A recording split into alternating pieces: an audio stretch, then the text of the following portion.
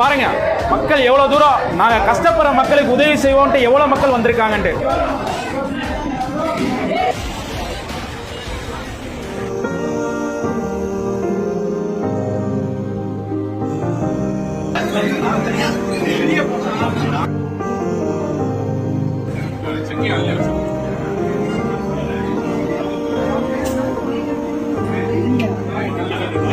நல்ல வவுறார சாப்பிட்டு உங்களால முடிஞ்ச 10 ரூபாயோ 10,000மோ நம்ம வயநாடு உறவுகளுக்காக இலக்கடியில வச்சுட்டு போங்க. கை கோர்ப்போம், கை கொடுப்பதற்காக. தமிழன் என்று சொல்லடா, தலை நிமிர்ந்த நெல்லடா அப்படின்னு உலகமே மெச்சுற அளவுக்கு ஒரு வித்தியாசமான மொய் விருந்தை நடத்தி இருக்காரு தமிழ்நாட்டை சேர்ந்த ஹோட்டல் உரிமையாளர் ஒருத்தர்.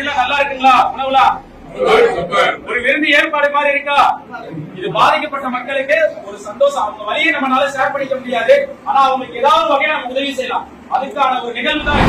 நான்வெஜ்ல 5 வகை, வெஜ்ல 5 வகை என மொத்தம் 10 வகையான உணவு பந்தியில. பந்தி முடிஞ்சதும் இலைக்கு அடியில மொய்ப்பனம்.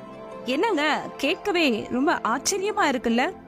ஆமாங்க, நம்ம தமிழனோட பாரம்பரியத்தை நிலைநாட்டும் விதமா பழங்கால தமிழர்கள் கடைபிடிச்சிட்டு வந்த மொய் விருந்த வயநாட்டு சொந்தங்களுக்காக செஞ்சு காட்டியிருக்காரு முஜிப் ரஹ்மான் அவர்கள்.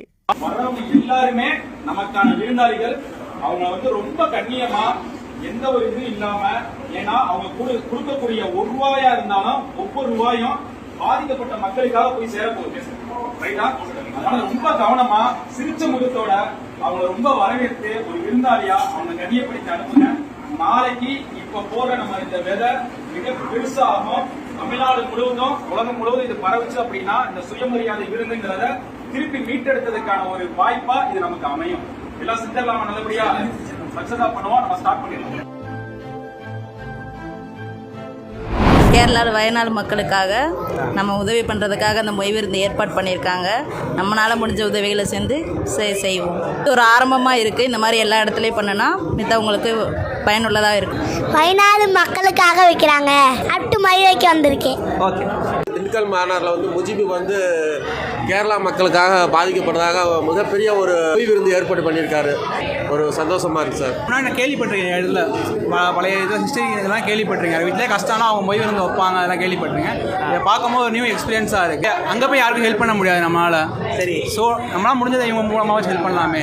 கூட்டமாக இருக்குது, வெயிட் பண்ணி சாப்பிட்டு மொய் வைக்க போகிறீங்களா? ஆமாங்க, நம்மளால் முடிஞ்சது ஒன்று. நம்ம வெளியே எவ்வளவோ சாப்பிட்றோம், எவ்வளோ பணம் கொடுக்குறோம்.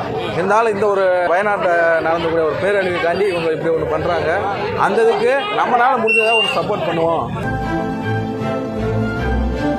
பாதிக்கப்பட்ட மக்களுக்கு ஏதாவது ஒரு உதவி செய்யணுங்கிறதா நம்ம தமிழுடைய பாரம்பரிய வழக்கமா இருக்கு. முன்காலத்துல பாத்தீங்க அப்படின்னா மொய் விருந்துன்னு நடத்தி அதை சாப்பிட்டதுக்கு அப்புறம் அவங்களால முடிஞ்ச தொகையை இலைக்கடியில வச்சுட்டு போவாங்க.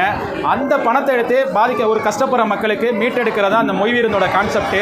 இன்னைக்கு சமீபத்தில் வயநாட்டில் ஏற்பட்ட ஒரு பேரழிவில் அந்த மக்களுக்கு ஏதோ ஒரு வகையில் உதவி செய்யணும்ட்டு நாங்கள் நினைச்சோம். இந்த பழமையை நினைவுபடுத்தும் விதமாக மொய் விருந்த கான்செப்டை கையில் எடுத்தோம்.